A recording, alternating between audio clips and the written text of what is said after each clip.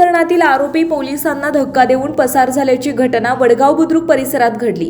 पसार झालेल्या आरोपीचा पोलिसांकडून शोध घेण्यात येत असून त्याच्या विरुद्ध सिंहगड रस्ता पोलिसांनी गुन्हा दाखल केला।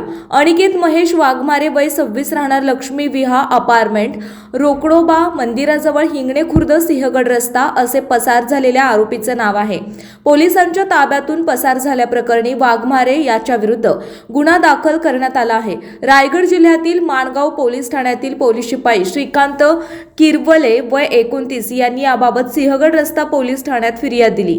भोसरीतील तरुणाचा महाबळेश्वरला फिरायला नेण्याच्या बहाण्याने मित्रांनीच तामिनी घाटात खून केल्याची धक्कादायक घटना उघडकीस आली। आदित्य गणेश भगत वय 22 राहणार साई रेसिडेन्सी इंद्रायणीनगर भोसरी मूळ राहणार चोबे पिंपरी तालुका माडा जिल्हा सोलापूर असे खून झालेल्या तरुणाचे नाव आहे। या प्रकरणी अनिकेत महेश वाघमारे वय 26 राहणार लक्ष्मी विहार अपार्टमेंट हिंगणे खुर्द सिंहगड रस्ता तुषार उर्फ सोन्या शरद पाटोळे वय 24 राहणार सुशील गंगा अपार्टमेंट कर्वेनगर यांना अटक करण्यात आली होती।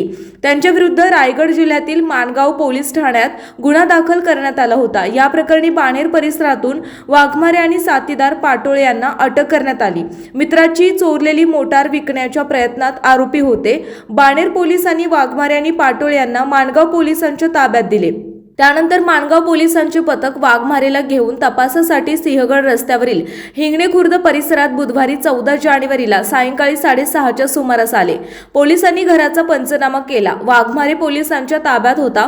पोलीस शिपाई किरवले यांना धक्का देऊन वाघमारे पसार झाला। त्यानंतर माणगाव पोलिसांनी या घटनेची माहिती सिंहगड रस्ता पोलिसांना दिली। पसार झालेल्या वाघमारेचा शोध घेण्यात येत असून गुन्हे शाखेचे पोलीस निरीक्षक उल्हास कदम तपास करतायत।